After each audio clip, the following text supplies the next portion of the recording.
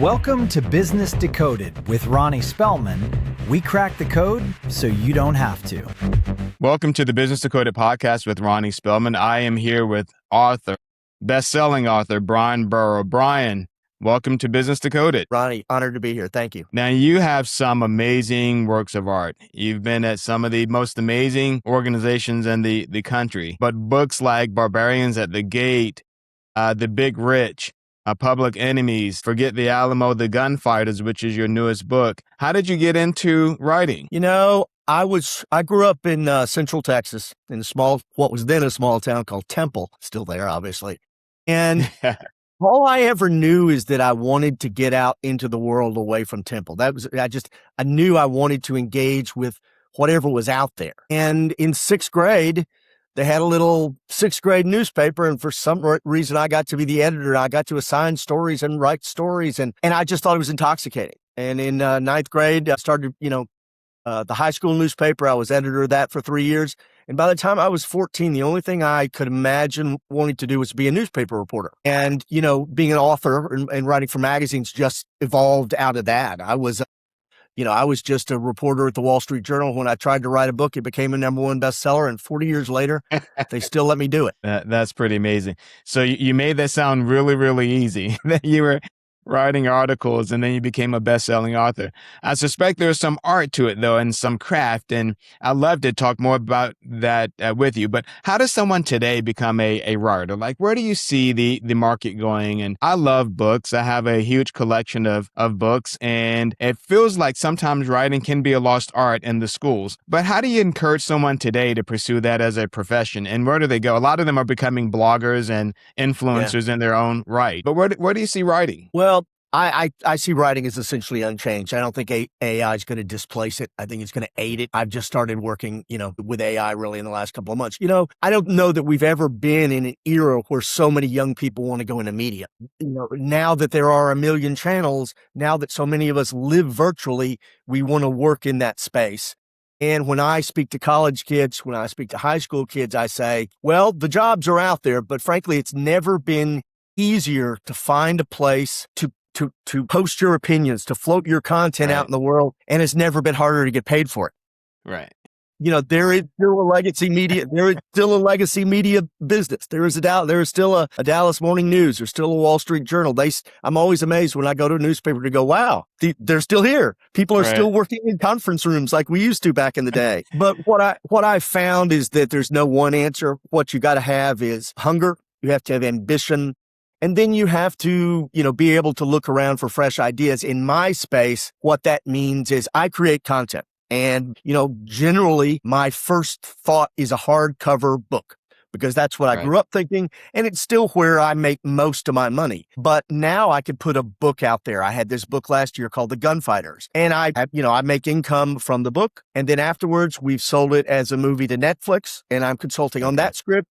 And we're turning the book into a narrative podcast. So if you can repurpose your content across multiple platforms, in essence, get paid several times for, work that you've pretty much already done, that's a worthwhile goal. Right. Well, that's pretty amazing, though, what you mentioned, that AI isn't going to displace writing.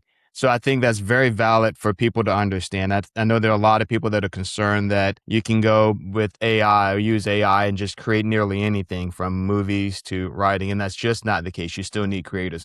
But what's also neat is the barrier of entry, as you mentioned, is a lot lower than it used to be. I know when I was growing up, there is no barrier of entry. Right. There isn't anymore. I mean, to get started in your career, it used to be, let's say you want to get on to television. I had ABC, NBC, and CBS. That was it. And then we had a couple of UHF stations that were PBS and some others. And the same thing in writing. You had the Wall Street Journal and Newsweek and Time Magazine and USA Today. But now anyone can really get into it. And if they refine their craft well, they can create areas to place their content and people will follow them. Yeah, it can. It does just happen organically right now. And, it puts me to mind of the value of education around this. Guys like you and me, we thought about going to journalism school. I did. We went and learned a craft. There's an awful lot of people that are just going into broadcasting content on the web, don't need to do that. So I wonder if, the education that I prize, the Columbia Graduate School and stuff like that, I wonder if that falls by the wayside or certainly is devalued now now that almost anybody can do it. Right. I mean, I think I find myself wondering if, things like I went to University of Missouri, which had the best undergraduate journalism school, I think still does, whether or not those experiences will be devalued. Right. Well, and I remember, when I started college, I started in engineering. I was not very outgoing at all. But then I decided to take a communications course, and it centered on editorial writing and then some other courses related to it.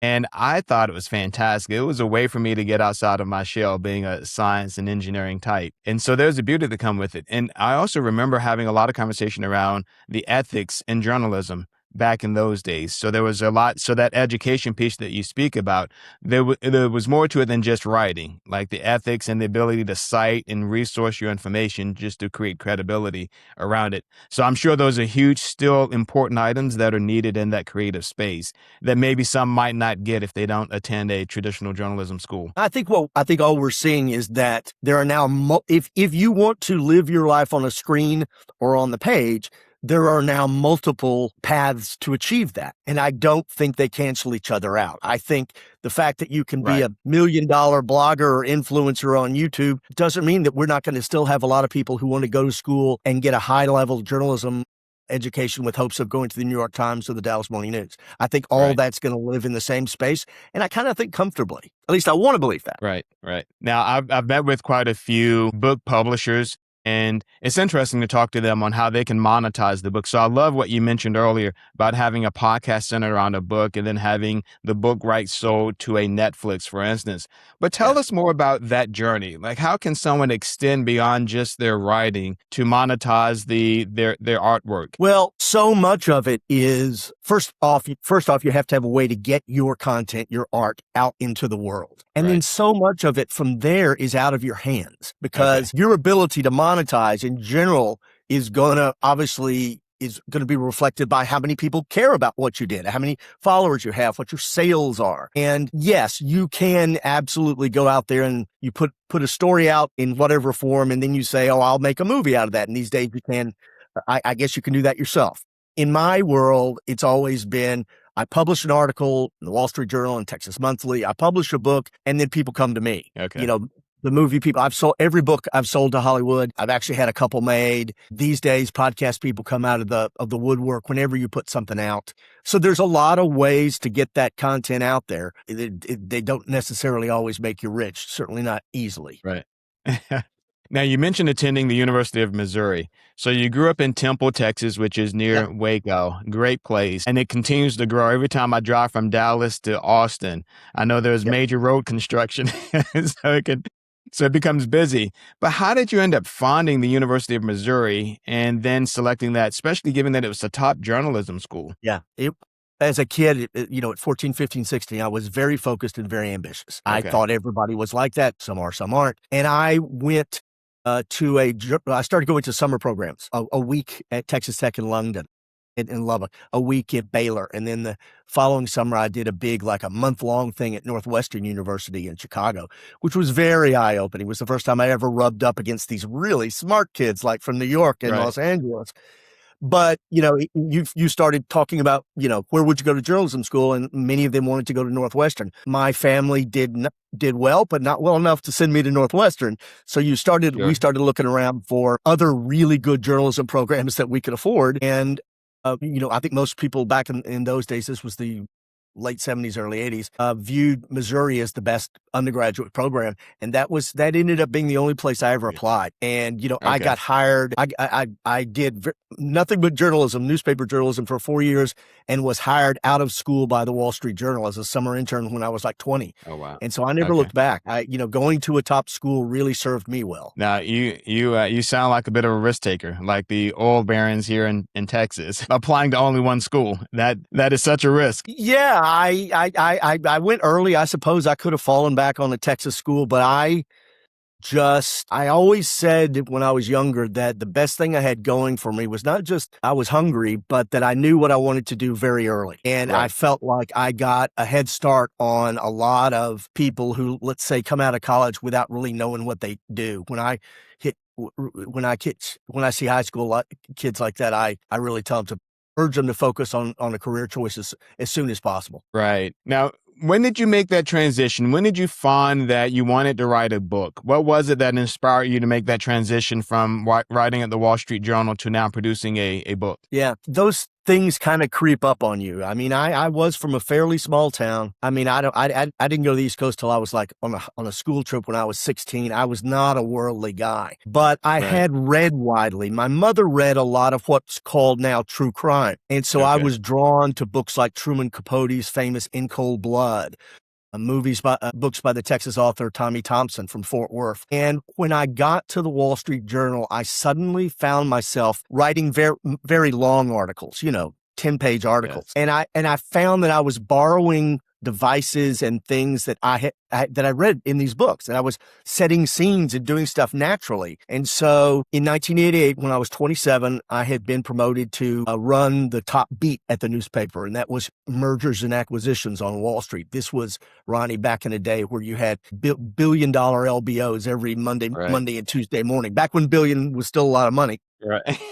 And another guy and I covered the largest one ever, $25 billion takeover of RJR Nabisco in Atlanta. And our coverage was very good. And the day after the deal was done, I came in and my answering machine, this is the day when you had answering machines, I probably had between 30 and 50 messages from publishers, for people who wanted to be my agent, but everybody had made the leap that I hadn't made, which was, this is a book. Do you want to write it? And I talked to my partner down in Atlanta, and we were like, well, if we could keep our day jobs, if we could take a leave of absence or something, why not? Let's give it a shot. They're going to pay us. And so, we went off to write a book. It became what some of your older listeners may remember as a book called Barbarians at the Gate. Right. And it was a #1 bestseller. And I was like 28. And that put me candidly at a different level.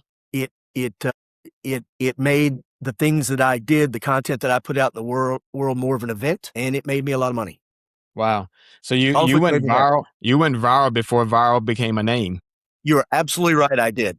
We put a book out. I want to say on December 27th, it appears in stores. And on like January 8th, I get a call from my agent say, are you sitting down? Your book just debuted at number 8 on the bestseller list. And that just was not, that was just not a world that I knew anything about. And I'm just a kid from Temple, Texas. And suddenly I am not only rubbing elbows, but competing, Ronnie, against, the really sharp kids from the Ivy League and who, they've forgotten more things about Kierkegaard than I'll ever know.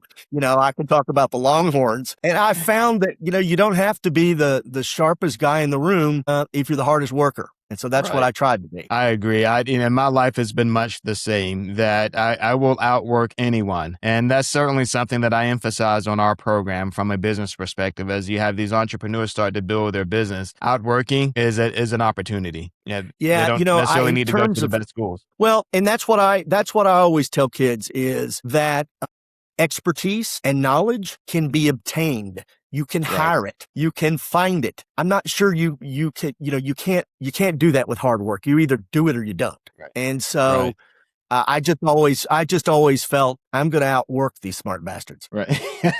Now, Bryan, when you were writing the book, as you were finishing up your initial writing before maybe even submitting it to the publisher, did it feel like it could become a top-selling book? Like, was there some point in writing the book that you realized that, all right, this might be well? I know you had the article that probably gave you some hint. No, publishing it would be like going into professional football. I just had no idea, not a lot of confidence. I understood that we were going to be able to tell the story definitively, but I'd never written a book. This is a 500-page book. And I think the first inkling I got was I shared the galley, the pre-published book, with the editor at the Wall Street Journal, a guy named Norm Pearlstein. And Norm called me in the next Monday morning and sat me in his office. I'd never even been in his office. And he said, basically, your life is about to change. You need to get ready. Oh, wow. You need to start making plans. Okay.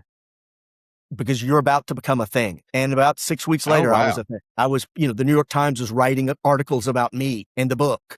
And it's funny. I'll make an admission to you that I've started I've shared with my kids recently because it's a little embarrassing. And that was, you know what my reaction to all that was? My reaction was, of course. Now everybody else sees what I kind of privately believed. I thought I had something important to offer. I didn't know that it would happen when I was 28. Right. Well, it is interesting when you have those moments. Of course, you have to put on the face like you expected it to happen. And then you go home and you think, oh my gosh, I can't believe what just occurred.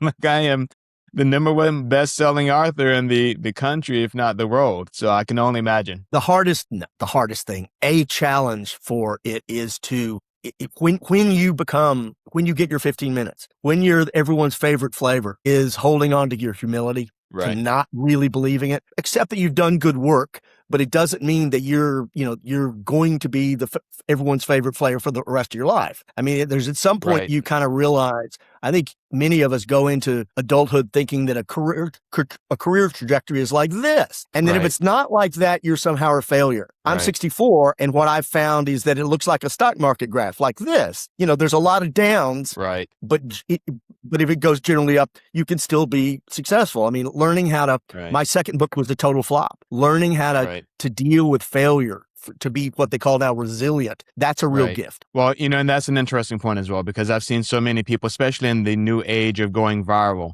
they'll have something that goes viral and then you see them on everything, newspapers and television, and then they're gone. And they really struggle with that downturn and they don't know how to come back again. And so what you say is absolutely critical. How did you bounce back from that second book? It was tough. It was tough because, I'll tell you exactly what happened. I got $1 million to do the second book. $1 million was a lot of money in 1992. It failed. So the publisher came back and said, this was at the moment when Bill Gates was becoming a thing, Bill Gates and Microsoft. And they say, how would you do the definitive Microsoft book? And I said, I'd consider it. What's the money? They gave me $2 million.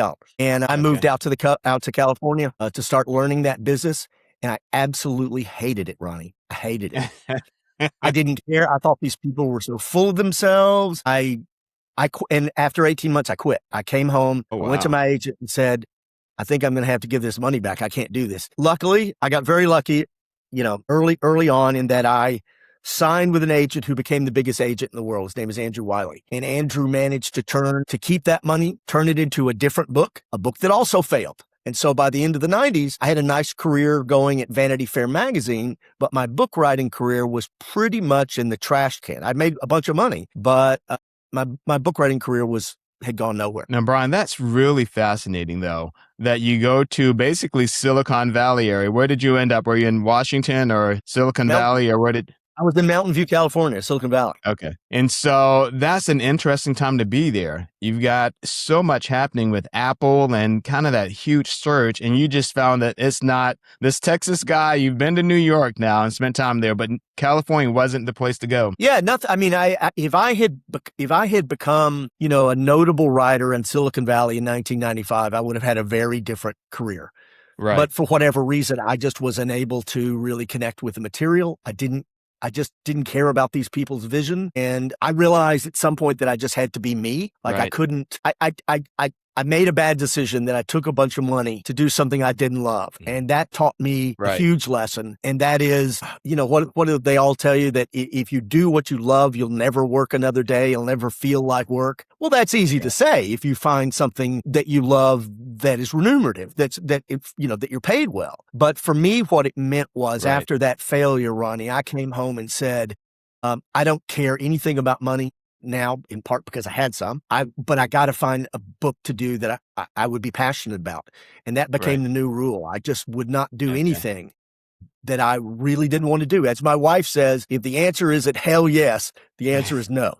I hear a lot about, especially now with podcasting and blogs and a lot of influencers, that authenticity is so important. And how do you convey authenticity is kind of tricky. But I think you defined it well, as just following your passion and your interest will help to get you there across that authenticity era or discussion or bubble. And the idea that I had a trip one time. I was in California, living in California, went to Boston for a couple of meetings, and I was snowed in, and I met someone in the gym of the hotel. and we were having a conversation around business, and she said something similar to kind of this conversation. She said, Ronnie, it's important to go make as much money as you can. And so my pushback was what you just mentioned. I wanted to follow something that I believed in and wanted to do from a business perspective. And she completely disagreed with that premise. But it was your point as well. If you take money off the table and you do something great, your potential is unlimited because you're enjoying what you're doing. I spend more time talking and thinking about money than any other writer I've ever met. In part, my father was a commercial banker. I've always been interested in investments. And I run into a lot of people, especially in New York, that let's say in their early 30s who, went and did what they were supposed to do. They became a doctor. They became an investment banker. Right. Commonly, they became a lawyer, and they hate it. They want to go be a modern dancer, a writer, Right. a something. And, and I heard that story so many times, and I eventually started saying to people, you don't have to do that now. Go Right. make your money, Right. do it on the side. Money's not money. Money is security. Money is Right. autonomy. Money is the security to do what you want. And so, I don't know how many people I said, go try to make $1 million or $2 million, put it aside, and then you'll have the time to pursue your passion. Not pursuing your passion right this moment doesn't mean that there won't be a time you can have it. Right. And what I often say is, well, you can actually do both. So making money isn't bad, but you're right. If you have a career that you really that you can make a good living at, and then on the side, build either a business or build a new interest or build on your passion, they can both happen. It requires a lot of work though, right? It does. It's I when I talk to people who write, like for instance, just who write in their spare time, weekends, early mornings, nights. But frankly, if you're passionate about that side thing that you want to become eventually your main thing, you probably won't, you'll love doing it. Right. Now, Bryan, what was your next big book after Barbarians at the gate? We left my publisher, the one that had given me all this money and had a couple of books go nowhere. And my agent took me he said, I'm going to take you to the smartest young guy in the business. His name was Scott Moyers. He's still my editor 27 years later. Nice. And it was a nice little meet and greet. He knew Barbarians. He knew the promise I had, even if I hadn't yet realized it. This was 10 years after Barbarians. And at the end, he said, do you have some dream book that you've always wanted to write? I said, well, yeah, but it's not for you because this guy was very serious and highbrow. And he said, what? And I described this fascination I'd always had with a set of bank robbers from the Great Depression.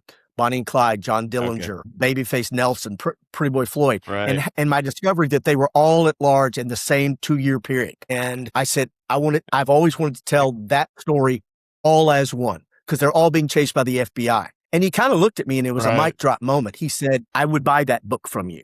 And we had a deal by nightfall that same day. It was for 20% it was for $400,000. So a lot less money. Right. And I didn't care because I had a book that I was dying to do. And so that became my model. I've never made $1 million from a book again, but my advances are generally $500,000. And have just been deliriously happy doing what I do for the last 20 years because I finally found out a way to kind of do it my way. Now, in that conversation, and this is fairly fascinating to me because I speak to entrepreneurs about this premise is how do you know when to make that pitch? So you're with the guy that's now helped you with your books, but what made that moment right for you to say, I want to do this book? And that book was Public Enemies, right? Yeah. It became...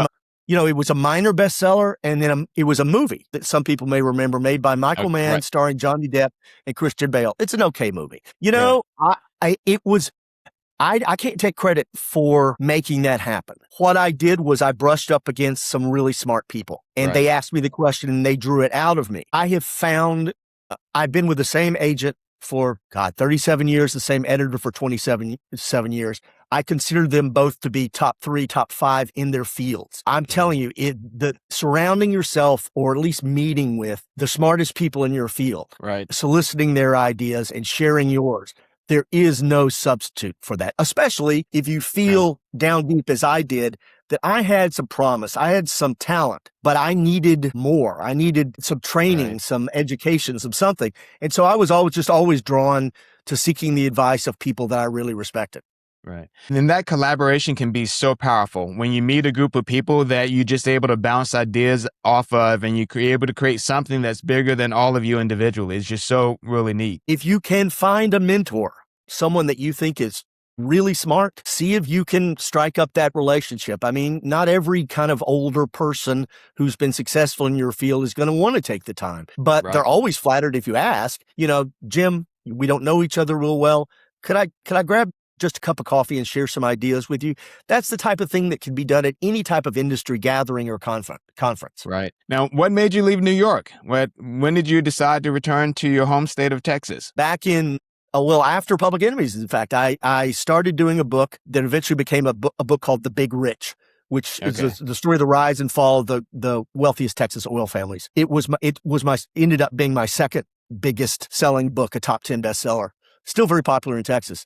But during that, I had been living in New York, New Jersey for going on 20 years. I came back home to see my parents, Christmas and generally maybe once in the summers. But the research for that book was the first time that I really got back on the ground in Dallas and Houston and Midland, in Fort Worth. And I don't know what percentage of our watchers or listeners today are Texans, but they may understand the feel. I realized I didn't want to die in New Jersey.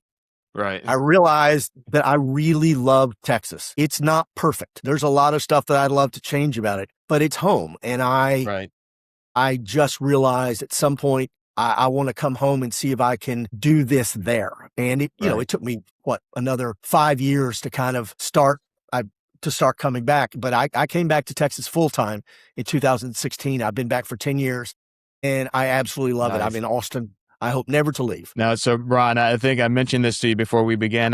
I've mentioned that you were coming on the podcast to a number of people, big business people in Texas. And I mentioned The Big Rich, and their heart just sinks in a positive way. That it's one of their favorite books that they still have on their shelves of books. It is a book that has aged well, in part because it's about history. Right. But when I'm in Alamo Heights, when I'm in Highland Park, when I'm in River Oaks, that's always a calling card for me because it is a book that certainly people of wealth, people of ambition, especially in Texas, have been drawn to. And it's also a book that many people give to people when they move to the state. Here, this is what we're about. Cool. This is what we're about. And I'm enormously, look, not every one of my books can I say that about. So I'm enormously proud of that. Right. Now, what led you to the subsequent books, Forget the Alamo and the Gunfighters? So you've been, I wouldn't necessarily call you, and you might call you a historian of Texas now, but you've created other books that really expand on your understanding and communication of Texas. I've written 8 books, 4 of them bestsellers, 3 of them about Texas. The Big Rich was the first one.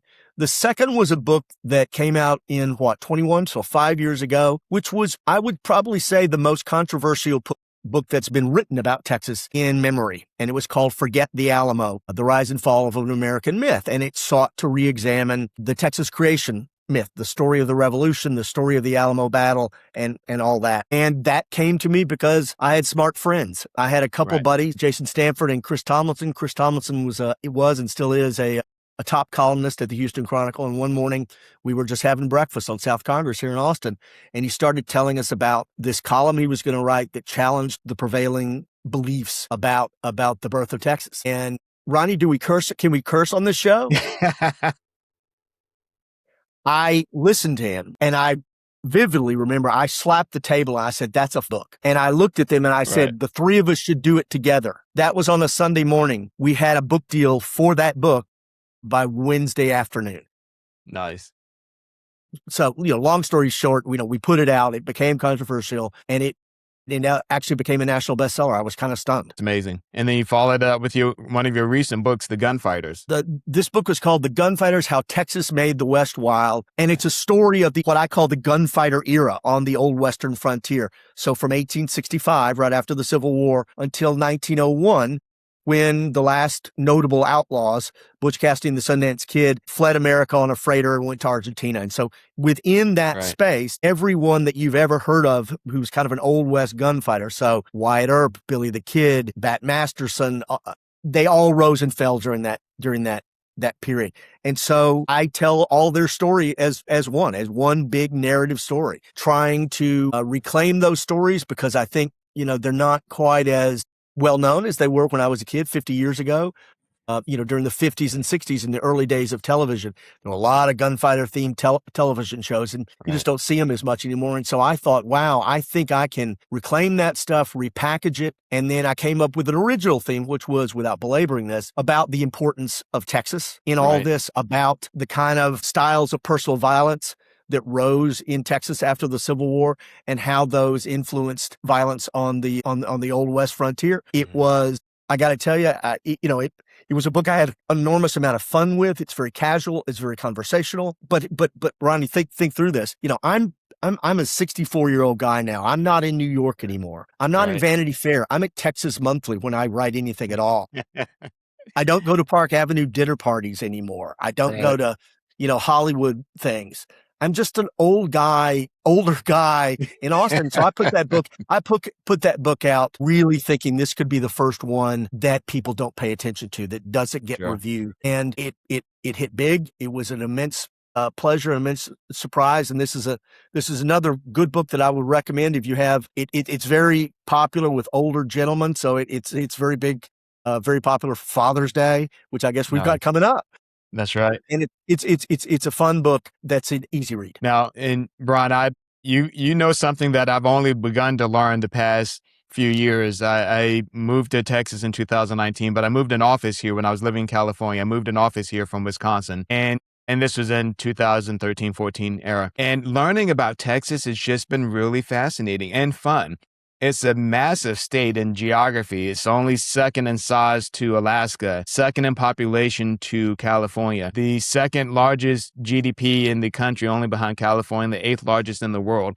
More Fortune 500 companies have moved here than any other state. Just the massive growth has been phenomenal. And recently I've been learning about kind of that transition. They call it the Texas miracle. So from about the Texaco-Pennzoil confrontation they had, I guess to put it mildly, and the big judgment that came against one of the companies, there's been this huge transition in the state to make it this economic power and this driver of the economy. And it's been really fascinating. And then you add on top of that the history that you just described. And it's really neat, from the whole oil history to the gunfights. It's just an amazing state. It really is. And it is a place with its own unique culture. I'm not sure as wonderful as Ohio is. I'm not sure there's an Ohio culture. Well, there sure as hell is a Texas culture. Right. A lot of us are very proud of aspects of that culture. We make it part of who we are, part of our own identities even. And you certainly see that in the real zeal, deep interest in the state for Texas history. People, I've had editors in New York say, well, I've never been to Texas. I don't know much about it. But I'll tell you one thing I know. Texans sure buy a lot of books about Texas. And they do. You can have a national bestseller, as I have twice, with a book that's principally about Texas.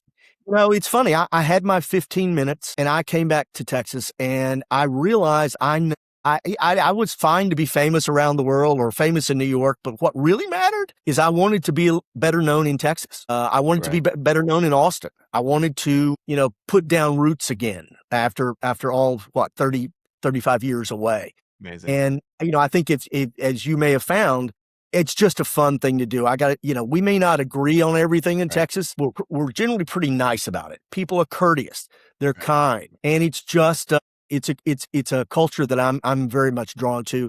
And I'm thrilled I came back. I'm never going to go shovel snow again. I'm going to be back here. I'm going to, go to my H-E-B and drink my Steiner Bach and be happy about it. And what's interesting, you mentioned the weather. So I've lived on both coasts and the weather in Texas is really fascinating. You get a little of each coast depending on what part of the state. So if you travel out to El Paso, you're definitely feeling West Coast vibe. Or if you're down in Brownsville with the palm trees and the desert feel, and then you go to the eastern part of the state near Tyler, Texas, it's very East Coast feeling. It's amazing what is offered in Texas, even from a geography and a climate perspective. It is. It's hard to tell people about, unless you come back, unless you're from here. There's just so many Texas caricatures out in the world.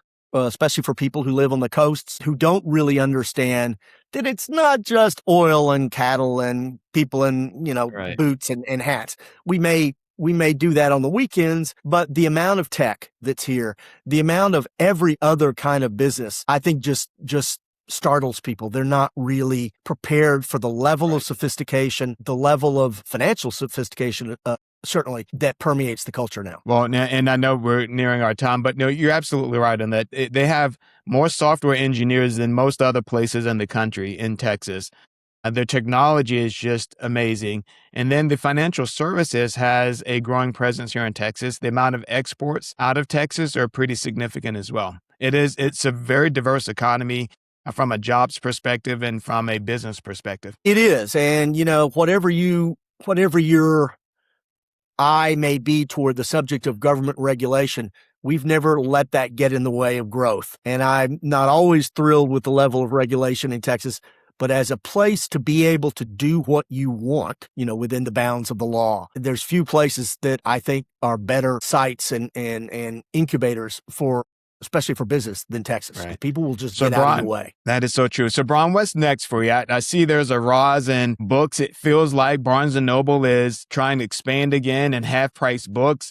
I have one near me, and people love going. It's a big store. People love going there. They're playing board games. They're reading books. They're enjoying their latte at half-price books. So, but what's next for you in the book industry? Well, the demise of books and the demise of bookstores turns out never to have happened. Right.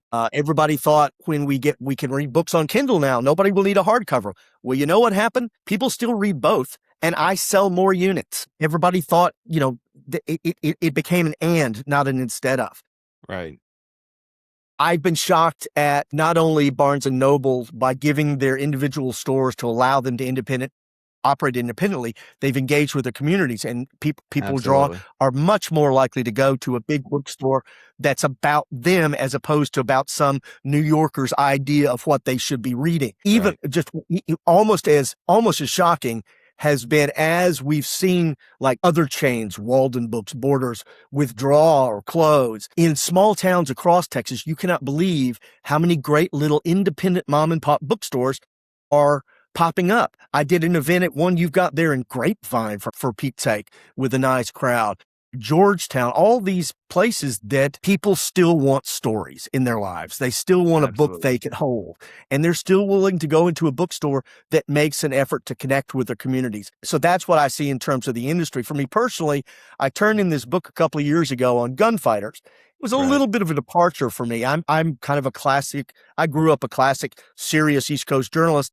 And with Alamo and Gunfighter, I'm writing in a much more conversational style, much more accessible. And the publisher came back and said, "We love this. This is what, we love what you do with Gunfighters. Could the next book be pirates?" Well, I've been reading about Gunfighters since I was 11.